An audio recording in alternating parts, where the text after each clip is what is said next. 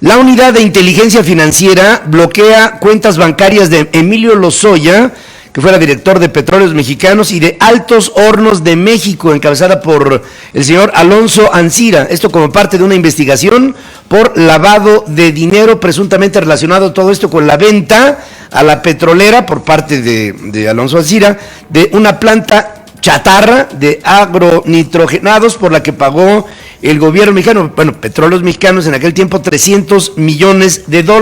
Esta es una de dos empresas de fertilizantes, una es Fertinal y la otra es Agronitrogenados, por las que se pagaron casi $1,000 millones más los gastos de operación de estas dos empresas quebradas ya dentro de la panza de Petróleos Mexicanos.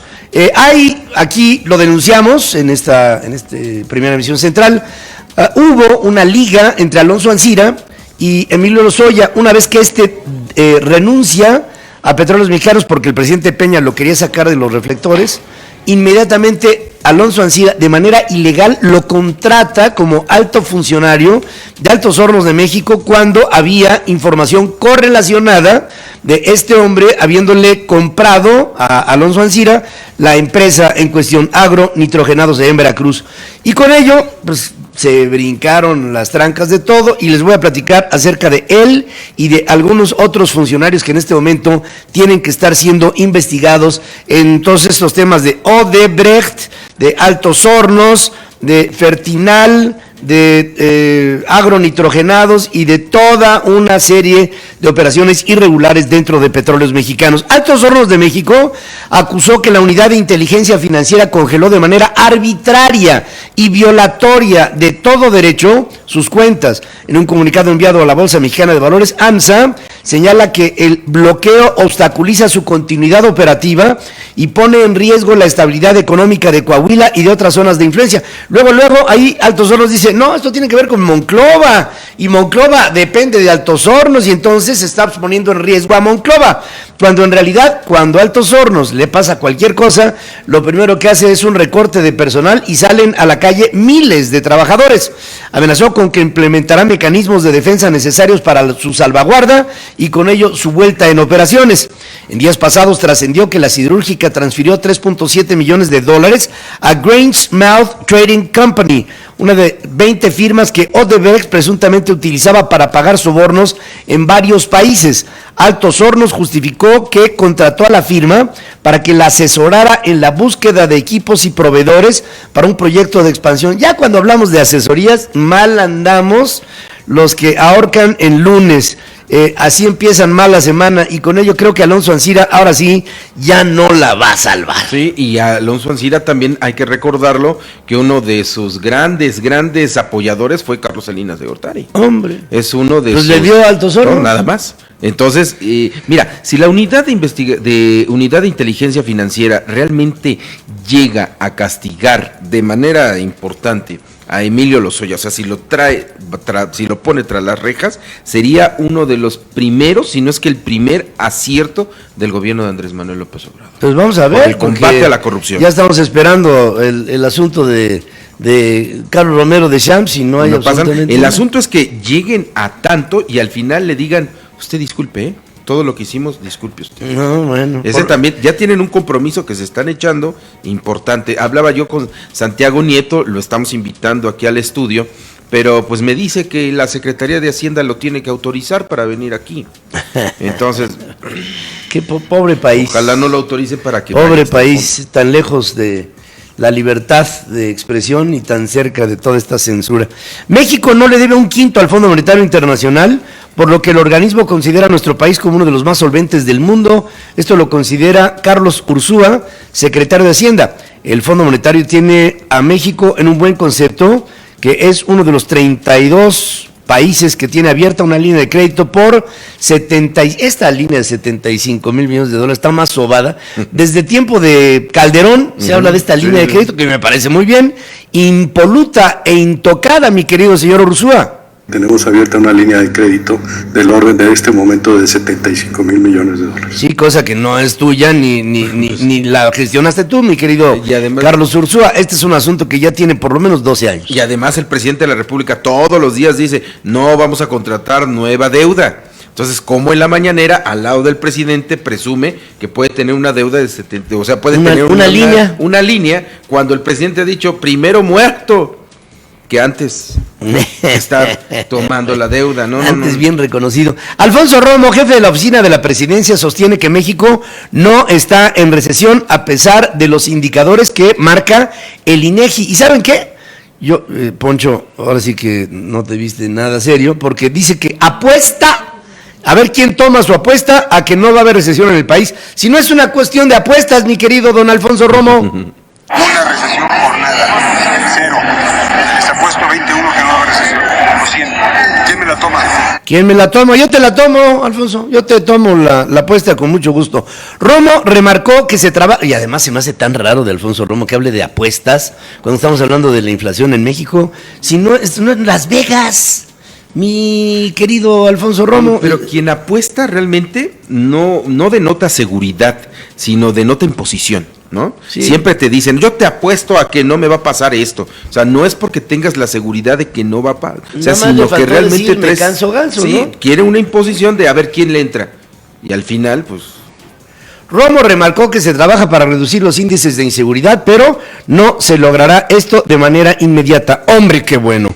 Andrés Manuel López Obrador ordenó desplegar a elementos de la Guardia Nacional en Michoacán, que es hoy uno de los focos más rojos que hay de la inseguridad en México, tras la irrupción de miembros del cártel Jalisco Nueva Generación en Zamora, que dejó 4 muertos, 9 heridos y el secuestro de militares por autodefensas en la zona de La Huacana, una zona, hay 2 zonas muy, muy calientes en Michoacán, La Huacana y la zona del Pacífico, la costa caliente del Pacífico, ahí desde Nueva Italia para arriba. Esto está hoy en descontrol y el presidente lo sabe, óiganlo. Estamos trabajando para tener lo más pronto posible a la Guardia Nacional, porque nos las están pidiendo en distintas partes. Ya va a llegar la Guardia Nacional y mientras llega la Guardia Nacional, el cártel Jalisco Nueva Generación llega una semana antes, se instala en ciudades, ostenta el poder, pasan camionetas rotuladas con cártel Jalisco Nueva Generación, hay tableteo de ametralladoras todas las noches y aquí el presidente dice que ahora sí ya va a llegar la Guardia Nacional, falta poquito. Silvano Aureoles, el gobernador de Michoacán, también resolvió enviar 350 policías estatales a Zamora. Dice que no habrá tolerancia con los criminales. Fíjense qué bueno que lo diga, Detalló que hoy entra en vigor la segunda etapa del Plan Integral de Seguridad para Michoacán. Nosotros respetamos, pero a quienes no nos respetan no merecen el nuestro. Y entonces nuestra respuesta será mucho mayor a la de aquellos que intentan intimidar o violentar la paz y hacerle daño a la sociedad. Hasta violentar la paz, es lo que dice Silvano. Entonces, qué bárbaro, sí, qué enérgico. ¿Se no, yo creo que el cártel Jalisco Nueva Generación no está temblando. Ya, cálmense, porque ya Silvano dice que no nos va a respetar. Líderes de las autodefensas en La Huacana, en Michoacán, desarmaron y secuestraron a soldados. El gobernador Aureoles confirmó que el grupo castrense ya fue liberado, pero tuvieron que regresar. Fíjense, la autoridad le regresa armas incautadas a un grupo de autodefensas autoproclamado cártel, el cártel Jalisco Nueva Generación, y habla así con esta energía bárbaro el gobernador michoacano. Sobre todo su principal demanda es que no se les recojan armas, pero nosotros no vamos a tolerar a nadie civil armado. A ningún civil armado, pero le regresaron ametralladoras Barrett de 50 milímetros que son, con es una ametralladora antiaérea. Capaz de pasar un blindaje. De un blindaje, alto blindaje. Alto blindaje. O sea, una bala de Barrett mueve a una de estas antimotines que hay en la Secretaría de Seguridad Pública, como la sacude, sí. Una bala sacude una de estas cosas. Imagínense ustedes de lo que estamos hablando. Bueno, eso se lo devuelven a las autodefensas del cártel Jalisco Nueva Generación, que ya no sé si son cártel, son autodefensa o son el pueblo sabio, yo no sé qué, pero por lo pronto dicen, aquí tenemos estos militares detenidos y si no me devuelven las armas, Bueno, ahorita les vamos a poner unos audios de Oye, todo pero esto. están mostrando el camino, Pedro. Mira, esto ya había pasado en tiempos de Felipe Calderón, lo recordarás también, Claro, ¿no? claro. Hubo militares precisamente en Michoacán, en Nueva Italia, donde se había también retenido a militares. Se armó todo un escándalo mediático y al término, ¿te acuerdas que hasta hubo un desarme, se entregaron las armas por parte y se integraron a la policía aquellos... Apelando a una vieja ley rural de 100 años de Ajá, antigüedad, sí. no de 10,000 millones, pero sí. Ahora, el asunto es que ya pareciera normal, Pedro. Sí. Si tú puedes retener a las Fuerzas Armadas, o sea, todavía puedes decir, bueno, policías estatales, policías municipales, ¿no? Que sabemos que de tipo de preparación tienen 0, pero si estás hablando de los soldados, que está probado que es nuestra última zona de resguardo o nuestro grupo más Nuestro importante, bastión. nuestro bastión, los que pueden poner orden, si los tienes detenidos, sentados en la acera, completamente indefensos, lastimados en su orgullo, ya no sé qué vamos a hacer. No. Ya Es no el sé qué último vamos a hacer. reducto y ese último reducto ya fue agotado. Y estos rehenes sirvieron para que el cártel Jalisco Nueva Generación recuperara las armas que ya les habían incautado. No saben en qué términos se mueven, ¿eh?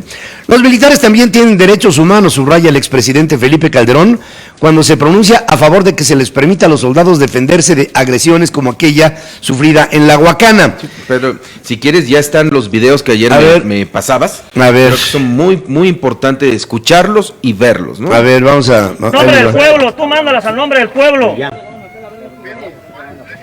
Ahí están Tú hablando. mándalas al nombre del pueblo y tú sabes cuáles son las armas. No te voy a decir cuál y cuál y cuál. Aquí Están están todos hablando tus por muchachos y no se teléfono van con a ir el hasta que me mando lleguen las militar, con armas. los que tiene retenidos. Están diciendo, tú sabes cuáles son las armas. No, No no te- estás en cuestión de pedir nada. Aquí están los muchachos y vieran las caras que tienen. Los tienen secuestrados, ya Mira, están las viejo, caras no de te hagas. Las armas circunstancia. que le quitaste a los muchachos que se estaban defendiendo, las armas que quitaste se las llevaste a Gabino Barrera, viejo. Estás en Churumuco, bien que sabes. Bien que sabes que estás en Churumuco y se las diste al otro lado. ¿Cuáles de Churumuco no van a pasar? San Vergas.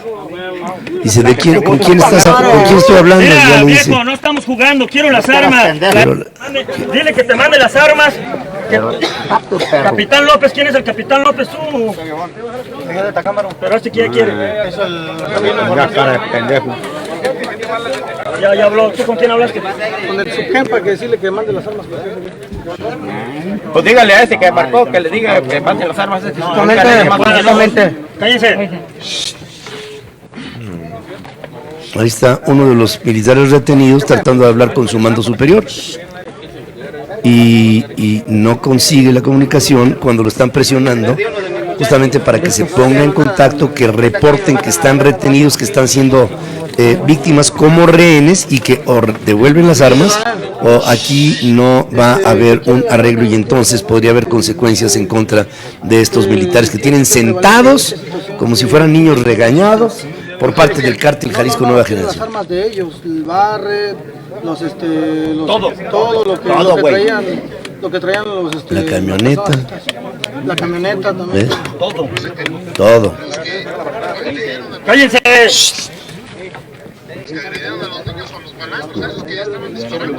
Ahí están tratando de negociar.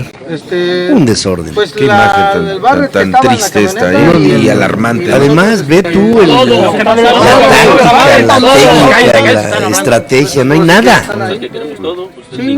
Y la completa impunidad, ¿no? Yo hubiera jefe. pensado que si bien Quiero de todas las armas, manera quiero que me la manden para en un cuidar carro sus particular vidas a la hayan Huacana, entregado por esto, al favor. otro día debieron de Somos haber el pueblo, detenido a no estas somos gente personas. armada, somos el Porque pueblo lo que y están estamos haciendo es esperando las armas, cualquiera por favor. puede tener y detener al ejército mexicano. Bueno, Pero el mira, nombre del pueblo, la bandera tú de mándalas al México, nombre el del nombre de pueblo. México con uno de nuestros soldados amagado, Tú tirado en mándalas el al nombre del suelo, pueblo y tú sabes cuáles son amenazado. las armas. No te voy a decir cuál y cuál y cuál. Aquí están todos tus muchachos y no se van a ir hasta que me lleguen las armas. Ahí están retenidos. Y luego aquí esta imagen, estamos viendo cuando justamente toman a los militares y los desarman. Los desarma el propio pueblo allá en la zona de la Huacana, que son miembros del cártel Jalisco Nueva Generación.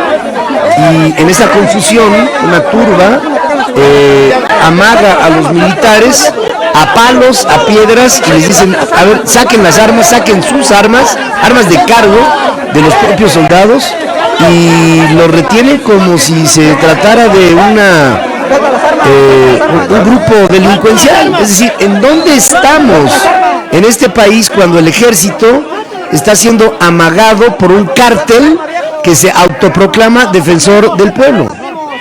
Y aquí vemos a los soldados cómo los están forcejeando con ellos para sacarles sus armas de cargo. Es impresionante. Yo entiendo que fueron muy prudentes estos soldados al no enfrentarse a la turba, ¿no? Me parece que la operación la tenían perdida. La tenían perdida. Pero después, ¿por qué no se apoya? O sea, no, estamos hablando de un ejército, Pedro. No estamos hablando de policías municipales que hay 100 en un pueblo, 10 en una colonia, ¿no? Estamos hablando del ejército mexicano y esta es una de las cosas que debería de estar cuidando el gobierno. No hay escrúpulos. Entonces, bueno, hasta ahí quedamos. Esta es la manera en que retienen a este grupo de militares por parte de miembros del cártel Jalisco Nueva Generación. Y hay tableteo, se escucha todas las noches tableteo de ametralladoras, hay enfrentamientos con miembros del ejército, con miembros de la policía estatal, municipal, federal, que llegan ahí a tratar de recuperar la plaza, porque son plazas que están hoy siendo ocupadas por cárteles. Ya no sé si el cártel Jalisco Nueva Generación es un ejército del pueblo, es un cártel del narcotráfico, es un grupo delincuencial, o qué es, o son Robin Hood. Digo, no lo sé, porque ellos se proclaman como defensores del pueblo abajo, y se está haciendo con ello una especie como de Cherán multiplicado en todo el estado de Michoacán. Este estado, el de Michoacán, particularmente este estado, miren aquí, por ejemplo, estamos presentando videos de camionetas, todas estas camionetas que están pasando, vean, están pasando camionetas que están rotuladas, en las puertas dicen Cártel Jalisco Nueva Generación, ostentan su paso por la zona de La Piedad y de Zamora, y en medio de el tableteo de metralletas que hacen sentir que las ciudades están ocupadas por miembros de este cártel. Ellos son la autoridad. Así es como se ostentan, así es como se ven. La gente amedrentada adentro de sus casas, están consignando. Incluso hemos tratado de hablar con familias ahí en la zona de Zamora que, pues obviamente no tienen menor deseo de hablar. Ayer hablé con varios vecinos, Pedro, de Zamora. Sí me reportan, me decían, oye, está la situación tal cosa. Le decía, oye, ¿por qué no nos pasas al aire este testimonio de lo que están viviendo? No, prefiero que no. El miedo que se vive en Zamora, el miedo que se vive en esta zona es realmente muy peligroso, porque están callando y amedrentando a toda una sociedad, Pedro, que está abatida por el narcotráfico. Michoacán tiene ya varios gobiernos fallidos y el Estado está entregado por completo al narcotráfico. Me dice el propio público, me dice, date cuenta que las camionetas que acabas de presentar, todas son nuevecitas, todas son como salidas de agencia. El helicóptero estaba al 100% de su mantenimiento y tenía suficiente combustible para volar. Esto lo confirma la Secretaría de Marina al referirse a la aeronave que participó en un operativo para combatir un incendio forestal en la Sierra Gorda, esto en Querétaro, y que se desplomó el viernes en San Luis Potosí, provocando la muerte de 5 marinos. El vicealmirante Juan José Padilla Olmos, coordinador general de Aeronáutica Naval, pidió tiempo para la Comisión Técnica de Investigación en este caso. Sería muy atrevido elucubrar con una causa del accidente. Somos los más interesados en saber qué fue lo que pasó. Podemos suponer 1000 cosas. Sí, claro, podemos suponer 2000 cosas y muchas más, pero el hecho es que este helicóptero incluso dijo, muévanme combustible a otros lados en donde estemos más cerca, porque aquí nada más para ir por el combustible, por tener que repostar, nos llevamos prácticamente una tercera parte del tanque, y de ahí vino el desenlace con la muerte de estas personas que en su momento antes habían denunciado que estaban trabajando en condiciones que no se podían tolerar desde el punto de vista operativo militar. Joel Salas, comisionado del Instituto de Transparencia, denunció que dentro del instituto hubo ocultamiento de información relacionada con la lista de periodistas que la Oficina de Presidencia entregó a un periódico de circulación nacional. Esto, agregó, llevó a una confrontación innecesaria. Reitera que el Instituto de Transparencia no filtra informaciones. Hay que decirlo con plena claridad. Nunca existió una filtración por parte del INAI o la Oficina de la Presidencia. La información se encontraba en manos de la persona que la solicitó desde el jueves 23 de mayo a las 10:04 horas. Fíjense qué precisión, a las 10 de la mañana con 4 minutos. Tras reunirse con la Coordinadora Nacional de Trabajadores de la Educación por segunda ocasión en una semana, el presidente ofreció instalar una mesa de diálogo para solucionar las demandas de la disidencia otra vez. A través de una carta que hizo pública, el presidente se comprometió a que el gobierno federal y la coordinadora van a redactar las leyes reglamentarias de la recientemente aprobada reforma educativa que habla de todo menos de los estudiantes.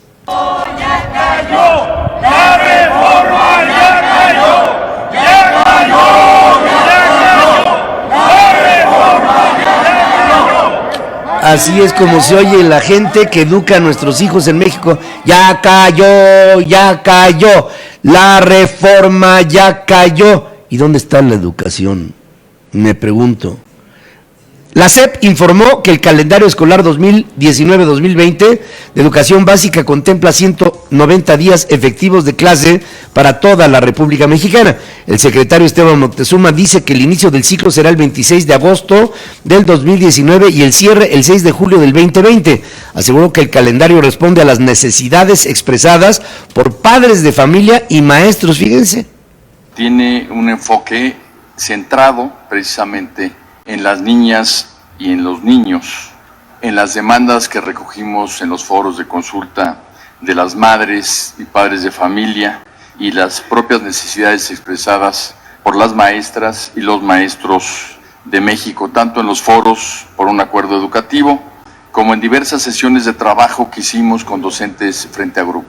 Sí, pues lo importante pues son las sesiones de trabajo con los docentes, porque los docentes son los que tienen que tener condiciones de trabajo y reivindicaciones laborales, cuando aquí de lo que tendríamos que estar hablando es de una cruzada por la educación en México. Por considerarlas propaganda, el INE analiza suspender la difusión de las mañaneras del presidente en 6 estados en donde habrá elecciones. Oye, Pedro, y tengo en mis manos un documento sobre, ¿te acuerdas? El 19 de mayo hubo un debate en Puebla. Esta elección está organizada en su totalidad por el Instituto Nacional Electoral, así lo acordaron los consejeros electorales, y llevaron a cabo el único debate en Puebla para que los aspirantes pudieran confrontar ideas. Un debate que no sirvió absolutamente para nada, no modificó en absolutamente el voto, ni mucho menos llamó a la reflexión a los poblanos. Es un debate, Pedro, que costó 9,383,240 pesos, y según los consejeros electorales encabezados por Ciro Murayama, que es el presidente de la Comisión de Debates, se autorizó este gasto. ¿Sabes cuánto costó la escenografía? La escenografía para un debate, imagínense, ¿qué se necesita para una escenografía, no? Unas sillitas, a lo mejor un back de estos materiales hoy muy sencillos. Que diga debate de aspirantes una al gobierno. pinturita, una botellita de agua y se acabó, ¿no? No tendría que haber mayor cosa. Pues simplemente estos señores del instituto se aventaron 3,364,000 pesos en la escenografía. Bueno, ¿y qué hacemos con esa lana aquí? Imagínate. Mira, ¿sabes nada más para cuestiones de impresión de gafetes? ¿Cuánto se gastaron? $500,000 pesos. Para la impresión de gafetes, nada más. Y también contratación de personal de seguridad, 70,000 pesos, y hubo 2 moderadoras, ¿no? Estas 2 moderadoras en conjunto ganaron 121,000 pesos por moderar el debate. O sea, 60 cada uno. 60 cada uno. Andrés Manuel López Obrador pidió a la canciller alemana Angela Merkel apoyo de expertos. Fíjense, las prioridades del presidente de la República. Habla con la canciller alemana y le dice: ayúdame a buscar los restos de los mineros en Pasta de Conchos que se quedaron dentro del tiro de una mina en el año 2006. Viajó a Alemania porque establecimos comunicación con la canciller Angela Merkel. Hablé con ella por teléfono la semana pasada, hablamos sobre la cooperación económica y se le pidió de manera especial que nos ayudaran con expertos para llevar a cabo el trabajo de búsqueda de los restos de los mineros de pasta de concho. Esa disquisición pasó hace 13 años y yo recuerdo que era en aquel tiempo, se había dicho, bueno, si ya quedaron ahí sepultados estos restos, ahí están. Y no hay manera de que de ahí pueda haber una recuperación viable. Me acuerdo que entonces Javier Lozano estaba ahí al frente de la Secretaría del Trabajo y que dijo, bueno, pues ya no hay más. La Secretaría de Comunicaciones y Transportes podría sancionar hasta con 84,000 pesos a Aeroméxico por la demora injustificada del vuelo AM-198 en el que viajó Josefa González Blanco Ortiz Mena, entonces secretaria del Medio Ambiente y Recursos Naturales. Si el piloto del avión de Aeroméxico hubiera desobedecido la orden supuestamente de presidencia de parar el avión y regresarlo, él hubiera estado en su derecho, porque es el comandante de la aeronave y él es el responsable de la seguridad. Y si él hubiera dicho, señores, ustedes me dan la orden que sea, yo de todas maneras ya me voy, fíjense lo que hubiera pasado. Él hubiera cumplido con el requisito de seguridad propia, en donde el comandante del aparato es el comandante del aparato. Y él es el que tiene la potestad y manda. Y por otra, le hubiera salvado la chamba a la secretaria del Medio Ambiente. Pero bien, esto no se dio. Y ahora el piloto tiene la culpa. Ya lo van a investigar. Ahora el piloto tiene la culpa. Rocío Nale, secretario de Energía, descalificó observaciones de Enrique de la Madrid, exsecretario de Turismo, sobre la construcción de la refinería de Dos Bocas en Tabasco. El exfuncionario alertó que Dos Bocas tiene 98% de probabilidades de fracasar y podría costar el doble de lo que se tiene presupuestado. Esto decía Enrique de la Madrid. La construcción de la refinería de Dos Bocas, Tabasco, constituye un atentado a la sustentabilidad ambiental de nuestro país y a la viabilidad de nuestra economía. Aún sin estudios de impacto ambiental y de viabilidad del proyecto, el gobierno actual destruyó 400 hectáreas de selva y mangle con árboles de hasta 30 metros de altura con un gran valor ecológico para construir esta refinería. Bueno, y esto no lo dice Enrique, pero esto fue un estudio que hizo el INCO, el Instituto Nacional de Competitividad, en donde hace 30,000, no una, ni dos, 30,000 corridas financieras y todas resultan inviables para la inversión de este proyecto.